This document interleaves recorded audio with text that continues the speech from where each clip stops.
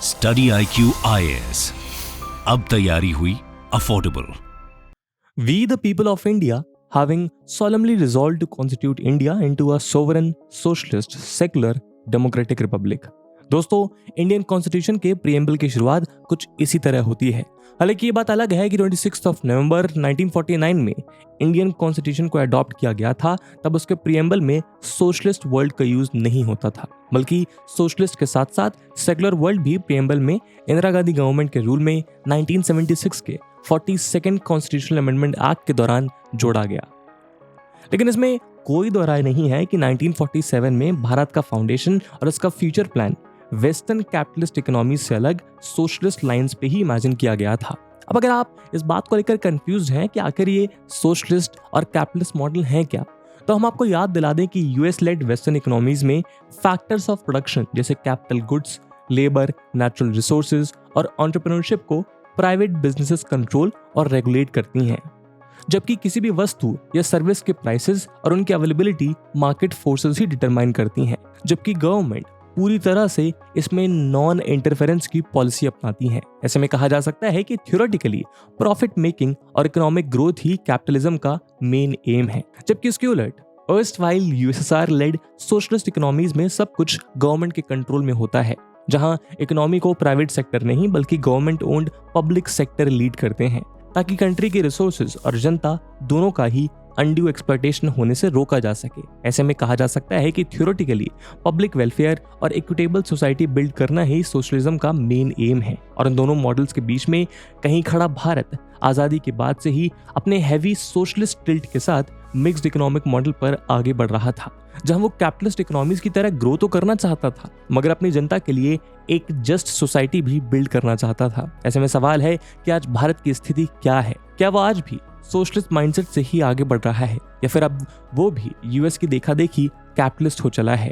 क्योंकि जिस तेजी से भारत में पीएसयूज के ओनरशिप से लेकर गवर्नमेंट सेक्टर में जॉब्स के क्रिएशन तक प्राइवेटाइजेशन किया जा रहा है, और जिस तरह इंफ्रास्ट्रक्चर के डेवलपमेंट की जिम्मेदारी गवर्नमेंट के हाथों से निकलकर प्राइवेट सेक्टर की ओर जा रही है, हर किसी के मन में यही सवाल उठ रहा है कि क्या भारत अपने इस मिक्स्ड इकोनॉमिक मॉडल पर चलते चलते कैपिटलिस्ट मॉडल की ओर मुड़ चुका है। तो चलिए आज हम इसी विषय पर चर्चा करते हैं और ये समझने की कोशिश करते हैं कि आखिर सोशलिज्म वर्सेस कैपिटलिज्म की इस एज ओल्ड डिबेट में भारत है कहां। इस वीडियो की इंपॉर्टेंस यूपीएससी प्रीलिम्स और मेंस के जीएस पेपर 3 के इंडियन इकोनॉमी सेक्शन के लिहाज से इंपॉर्टेंट है। दोस्तों, यूपीएससी की तैयारी करने के लिए आपको बहुत सारे ऑनलाइन बैचेस मिलेंगे, पर आखिरकार क्यों स्टडी IQ का UPSC prelims to interview live batch उसमें से बेस्ट है? दोस्तों, इन बैचेस में आपको 1000+ आवर्स का लाइव कंटेंट डिलीवर किया जाएगा। आपकी तैयारी को पिन पॉइंट फोकस रखने के लिए क्रिस्प नोट्स दिए जाएंगे। किसी भी समय आपके डाउट्स को क्लियर करने के लिए 1-to-1 मेंटोरशिप का फीचर भी आपके पास रहेगा। प्रीलिम्स के लिए प्रैक्टिस क्वेश्चंस, मेंस के आंसर राइटिंग प्रैक्टिस, और उसके बाद जो भी स्टूडेंट्स प्रीलिम्स 2024 क्लियर करेंगे उन्हें स्टडी IQ कैंपस में बुलाकर अगले 4 महीनों के लिए मेंस रेसिडेंशियल प्रोग्राम के अंडर रिगरस प्रिपरेशन कराई जाएगी बिना किसी एडिशनल कॉस्ट के। और दोस्तों, ये सब कुछ आपको मिलेगा मात्र और मात्र 29,999 के सुपर डिस्काउंटेड प्राइस पे, अगर आप AG live coupon code use करते हैं। दोस्तों, 11 अगस्त को स्टडी IQ के prelims to interview batches English और हिंदी लैंग्वेज में लॉन्च होने जा रहे हैं। इन बैचेस में क्लासेस की टाइमिंग मॉर्निंग 8 AM रहेगी। तो आप भी AG live coupon code use करिए और पूरे देश के यूपीएससी एस्पिरेंट्स के साथ कहिए कि अब तैयारी हुई अफोर्डेबल स्टडी IQ के साथ। इन बैचेस से रिलेटेड सभी इंपॉर्टेंट लिंक्स आपको डिस्क्रिप्शन और पिन्ड कमेंट में मिल जाएंगी।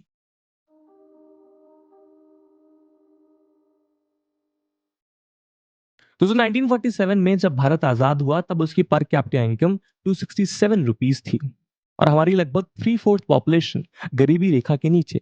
साथ ही किसी भी देश की प्रॉपर फंक्शनिंग, इकोनॉमिक ग्रोथ और ह्यूमन डेवलपमेंट के लिए जरूरी पब्लिक इंफ्रास्ट्रक्चर भी भारत में ना के बराबर था।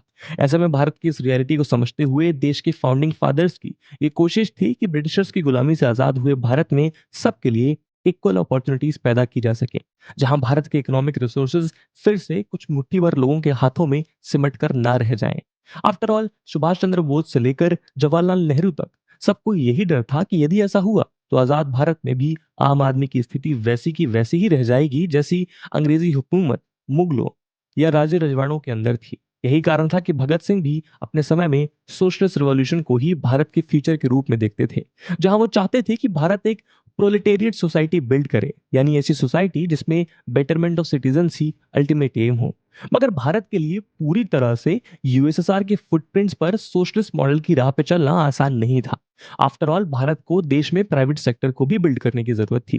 इसी कारण से इंडियन इकोनॉमी के लिए प्राइवेटाइजेशन या कैपिटलिस्ट इकोनॉमिक मॉडल की जगह हैवी सोशलिस्ट इंक्लिनेशन के साथ एक मिक्स्ड इकोनॉमिक मॉडल बनाने का चुनाव किया गया। इसी मॉडल ने भारत के इकोनॉमिक और सोशल फाउंडेशन को मजबूत करने का काम किया, जिससे आने वाले समय में भारत का पब्लिक इंफ्रास्ट्रक्चर और पीएसयूज के अंडर इंडस्ट्रियल सेक्टर से लेकर एजुकेशनल इंस्टीट्यूट्स और टेक्नोलॉजिकल रिसर्च इंफ्रास्ट्रक्चर तक सब तेजी से डेवलप होता चला गया। मगर कुछ दशकों बाद ही इस मॉडल में भी बढ़ते करप्शन, रेड टेपिज्म और लाइसेंस राज के चलते घटती एफिशिएंसी दिखने लगी, जिससे 1990s की शुरुआत होते होते भारत अपने वर्स्ट इकोनॉमिक क्राइसिस की ओर बढ़ता चला गया। साथ ही 1951 से लेकर 1990 की शुरुआत तक आते आते भी भारत इकोनॉमिक ग्रोथ का वो पेस नहीं पकड़ पा रहा था जैसी उससे उम्मीद थी। यहाँ तक कि इंडिया की स्लो इकोनॉमिक ग्रोथ के लिए हिंदू इकोनॉमिक ग्रोथ जैसे मिस रिप्रेजेंटेड टर्म्स भी दिए जाने लगे थे। ऐसे में भारत ने एक बार फिर अपने इकोनॉमिक मॉडल में सुधार किए और 1991 के लिबरलाइजेशन, प्राइवेटाइजेशन और ग्लोबलाइजेशन से रिलेटेड एलपीजी रिफॉर्म्स करके देश की इकोनॉमी में गवर्नमेंट के कंट्रोल को डाइल्यूट करना शुरू किया। जहां भारत ने प्राइवेट सेक्टर को उभरने के नए मौके तो दिए ही, गवर्नमेंट पॉलिसीज और रेस्ट्रिक्शंस को भी लिबरलाइज किया, जिससे पब्लिक सेक्टर के लिए रेस्ट्रिक्टेड इंडस्ट्रीज को भी प्राइवेट सेक्टर के लिए खोल दिया। साथ ही भारत ने अपने दरवाजे दुनिया के लिए खोल दिए। इस पॉलिसी ओवरटर्न का नतीजा ये हुआ कि लेट 1980s में ही बैलेंस ऑफ पेमेंट क्राइसिस के दरवाजे पे खड़ी इंडियन इकोनॉमी में नए प्राण फूंक दिए और देखते ही देखते भारत में प्राइवेट और फॉरेन इन्वेस्टमेंट ने जोर पकड़ लिया। इसका फायदा इंडियन इकोनॉमिक ग्रोथ में साफ देखने को मिला, जहां 1991 के एलपीजी रिफॉर्म्स के कुछ साल बाद से ही भारत की GDP year on an average 6 से 8% की ग्रोथ रजिस्टर कर रही है, जबकि इसके पहले ये 3% के बीच फंसी हुई दिखाई देती थी। यही नहीं, देश में इंडस्ट्रियल सेक्टर की बढ़ती प्रोडक्टिविटी और इंक्रीजिंग इन्वेस्टमेंट की वजह से देश में इंफ्रास्ट्रक्चर डेवलपमेंट और एक्सपोर्ट्स की ग्रोथ भी तेज हो गई।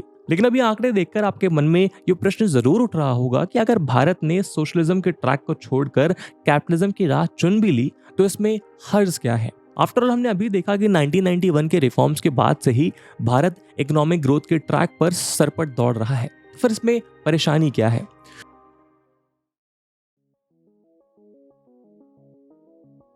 दोस्तों, 1991 के एलपीजी रिफॉर्म्स के साथ ही देश में प्राइवेटाइजेशन की शुरुआत हो गई।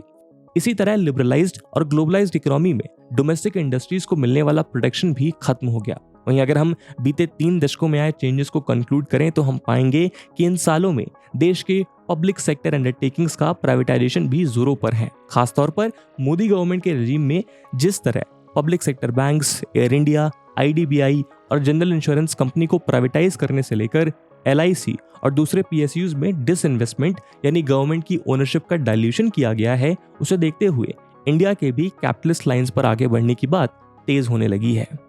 गवर्नमेंट लगातार इंफ्रास्ट्रक्चर डेवलपमेंट, सर्विसेज और उनके मेंटेनेंस को भी प्राइवेट सेक्टर की ओर बढ़ा रही है। उदाहरण के लिए हमेशा से गवर्नमेंट के लिए एक्सक्लूसिव रखे गए रेलवेज में भी अब प्राइवेटाइजेशन देखने को मिल रहा है, जहां Lucknow to New Delhi Tejas express train Bharat की पहली प्राइवेटाइज्ड ट्रेन बन गई है। इसी तरह एयरपोर्ट से लेकर देश की हेरिटेज साइट्स का मेंटेनेंस भी अब प्राइवेट हैंड्स में जाता दिखाई दे रहा है।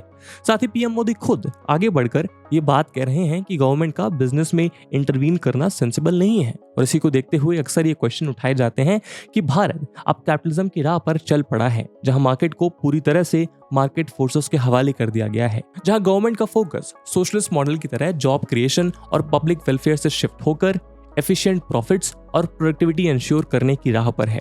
हालांकि ये बात सही है कि प्राइवेटाइजेशन अपने आप में बुरा नहीं है, लेकिन कहीं ना कहीं देश में बढ़ा यही प्राइवेटाइजेशन देश में कैपिटलिज्म की रीढ़ मजबूत कर रहा है। उदाहरण के लिए एक समय में जहां आम जनता के लिए state transport buses common mode of transport हुआ करती थी, वहीं आज बहुत से स्टेट्स में इनकी जगह महंगी प्राइवेट चार्टर्ड बसेस ने ले ली है। इसी तरह प्राइवेट स्कूल्स, हॉस्पिटल्स और दूसरी सर्विसेज भी प्राइवेट सेक्टर के अंडर प्रॉफिट मैक्सिमाइजेशन के प्रिंसिपल पे ही काम कर रही हैं, जिसका सीधा नुकसान देश की आम जनता को होता है। इसी तरह हाल ही में इंप्लीमेंट हुए कंट्रोवर्शियल फार्म बिल्स को लेकर भी, जहां एक और सरकार का तर्क था कि इन बिल्स को एग्रीकल्चर सेक्टर में इन्वेस्टमेंट्स को बढ़ाने के उद्देश्य से लाया गया है, तो वहीं इसके उलट इसके अपोज करने वाले फार्मर्स ग्रुप का ये कहना था कि इन्हें देश के कॉर्पोरेट सेक्टर को लाभ देने के लिए लाया गया है।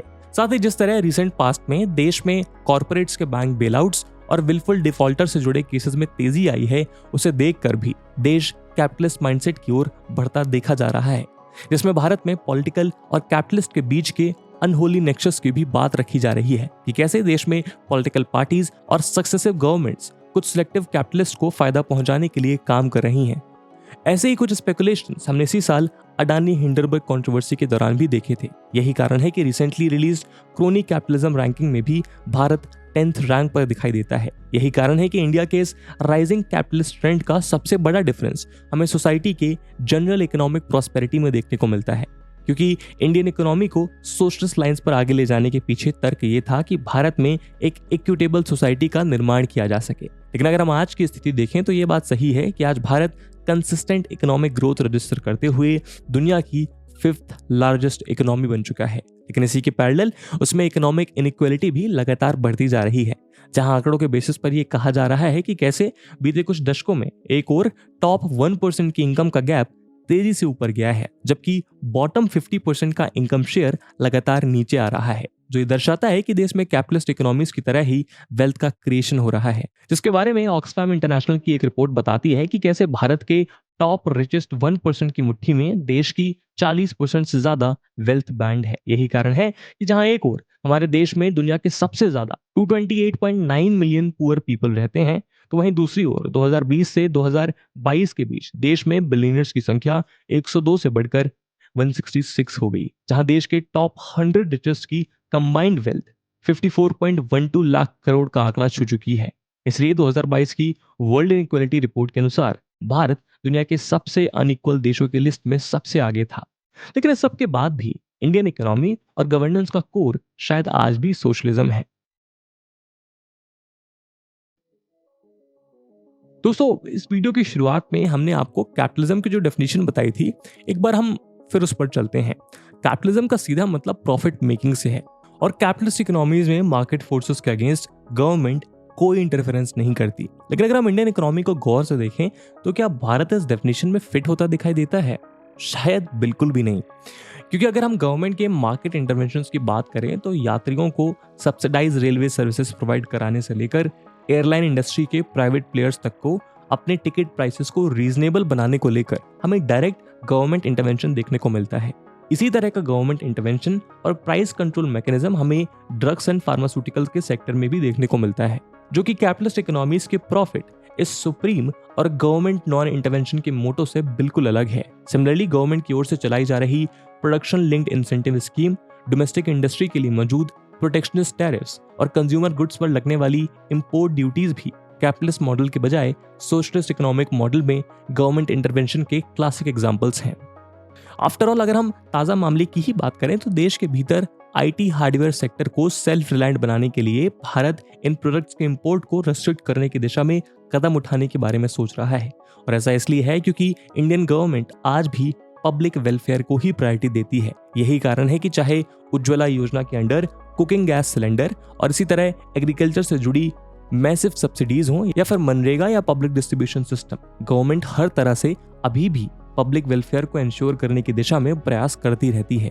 हालांकि देश के फाइनेंशियल बर्डन को कम करने की दिशा में इनमें समय के साथ कमी जरूर आई है, लेकिन रीसेंट बजट एस्टिमेट्स के अकॉर्डिंग 2023-24 में भी फूड, फर्टिलाइजर और फ्यूल के सेगमेंट को रुपीस 3.74 लाख करोड़ की सब्सिडी एलोकेट की गई है।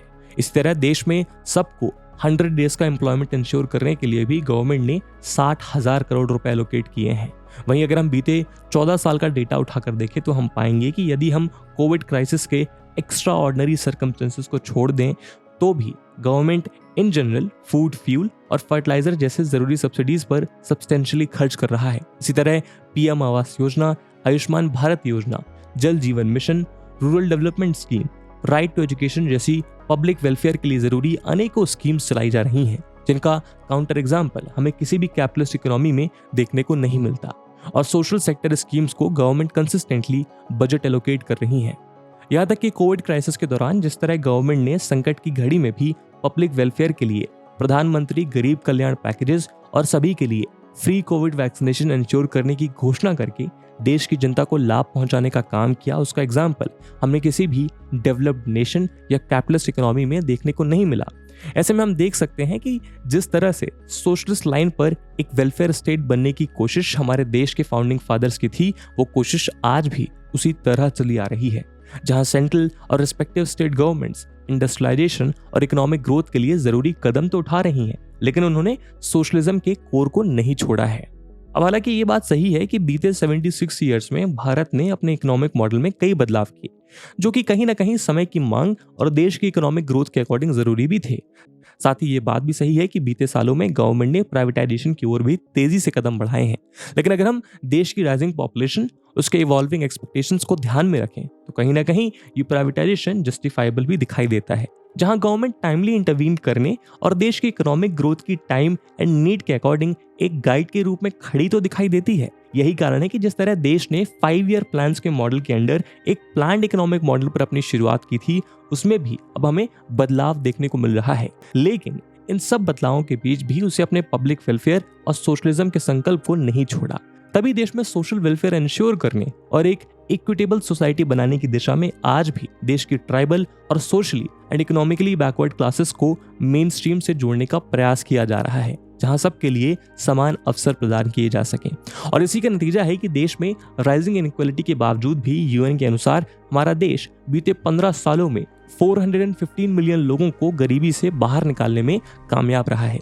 ऐसे में भले ही हमारे मिक्स्ड इकोनॉमिक मॉडल पर कभी सोशलिस्ट तो कभी कैपिटलिस्ट इंक्लिनेशन के आरोप लगते रहे हों, लेकिन ग्राउंड लेवल पर उसका यही बैलेंस हमारे देश को आगे ले जाता दिखाई पड़ रहा है, जो इकोनॉमिक डेवलपमेंट के ग्लोबल पेस को आउटरन करते हुए लोगों के हॉलिस्टिक डेवलपमेंट को भी इंश्योर कर रहा है और आगे भी करता रहेगा। इसी उम्मीद के साथ आज की वीडियो को हम यहीं विराम देते हैं। इस मुद्दे पे आपका क्या ओपिनियन है कमेंट सेक्शन में जरूर बताइएगा। इस वीडियो की इंपॉर्टेंस यूपीएससी प्रीलिम्स और मेंस में देखते हुए एक सवाल हम आपके लिए छोड़कर जा रहे हैं, इसको आपको कमेंट सेक्शन में आंसर करना है। The question is, a better solution than privatisation may well be giving public sector banks autonomy to reform themselves and function free of political interference. Justify. And with this question, my friends, that's it for the video.